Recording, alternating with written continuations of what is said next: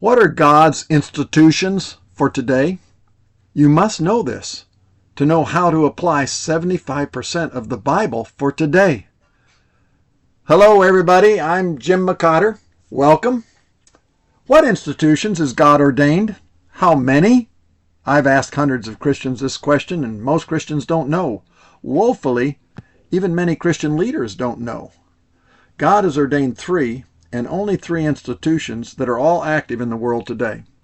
Having discovered that most Christians don't know what they are is clearly one of the reasons Christians are not making a greater impact in the world today than they could.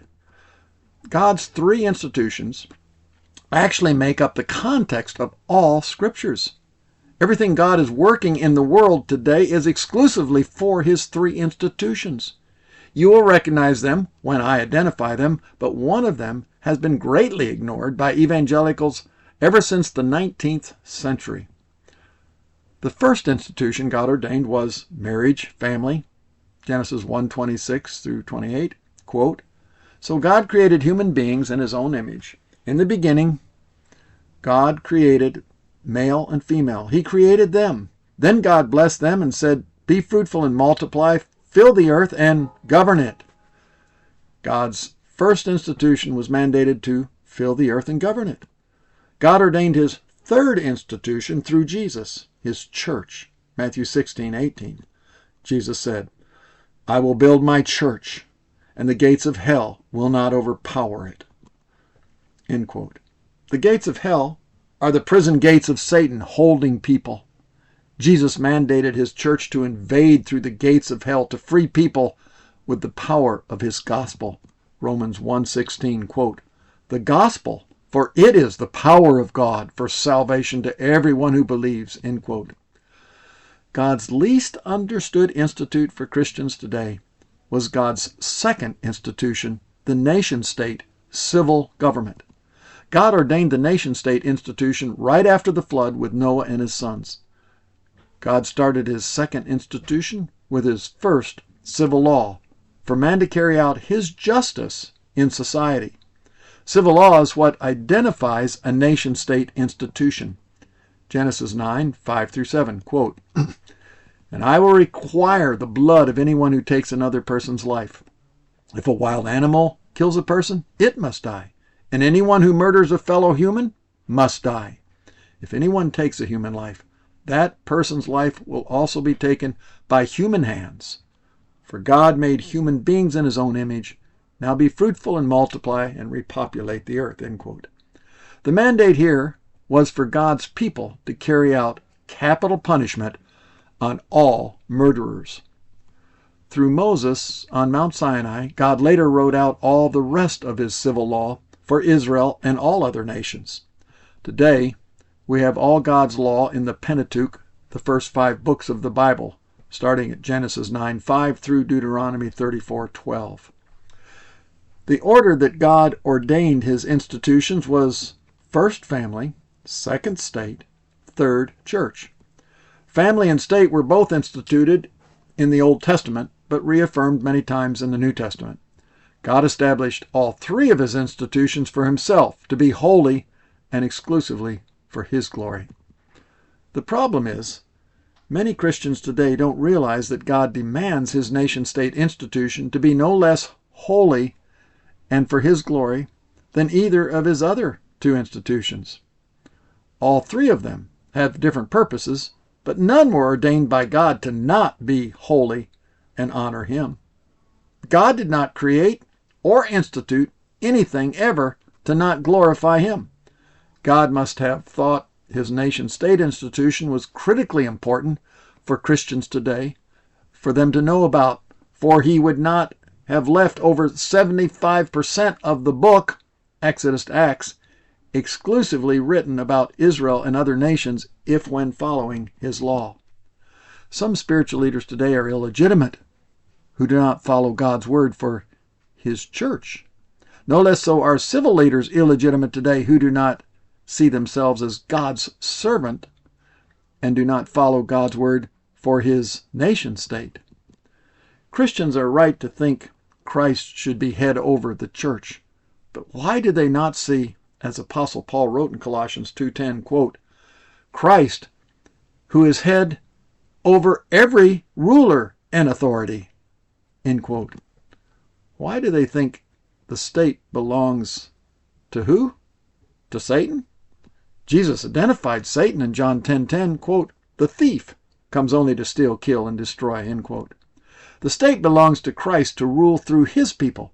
But whenever God's people abdicate any of God's institutions, the thief will always come and steal it, and then kill and destroy it. Just because many non-Christians have usurped positions of civil leadership, that does not mean the state belongs to them any more than the church should belong to non-Christian elders or pastors. What would good Christians do if some non-Christians gained leadership over their church? All the good Christians would immediately rise up and vote all the non-Christians out of having any authority. They could still come to your church, but not rule it. God instructs the exact same application for his nation-state institution. Non-Christians can live in a Christian nation and be blessed unlike living in any other nation, but not rule it. Did you know in God's Mosaic law, his first law was that all judges could only be chosen from God's own people, Deuteronomy 1:13. Also in the New Testament, the Apostle Paul made the same thing clear, that Christians should establish their own judges. 1 Corinthians 6:1. God let many strangers, non-Christians, live in Israel, but were never to rule it. To let non-Christians rule, which the New Testament says are in the kingdom of darkness, Colossians 1:13, and Jesus and the Apostle John said their, quote, father is the devil, John 8:44 and 1 John 3:8 through 10, is to let the devil rule. Did you know in all American colonies, only Christians in good standing could run for civil office? They also had to pledge to uphold the gospel and the Bible, etc. They obeyed Romans 13 and only let, quote, servants of God serve as civil servants. And did you know for a period of time the same was true for most state laws after the U.S. Constitution was signed? This was one of the big reasons why Patrick Henry, Samuel Adams, and many other patriots were initially against signing the U.S. Constitution because it did not require only Christians being civil authorities. God said in Isaiah 42:8, quote, I am the Lord, that is my name, and I will not give my glory to anyone else. I will not share my praise. End quote.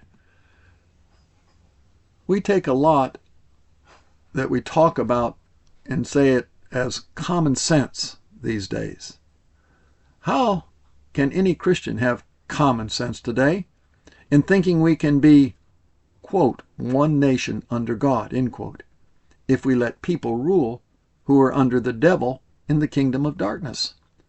Satan understands the importance of this principle in places where he has stolen nations. For example, look at all the Muslim nations. Christians or anyone can live there, but not rule it or break their law. Amazing that we must use Satan's stolen nations as examples in principle for what God intended for his ordained nation states for his glory.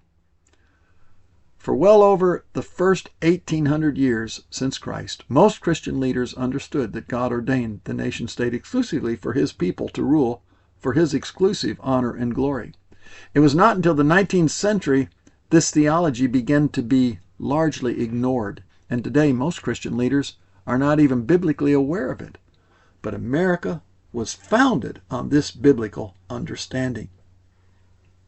Jeremiah 10:7 says this, quote, Who would not fear you, O King of nations? That title belongs to you alone. Among all the wise people of the earth and in all the kingdoms of the world, there is no one like you.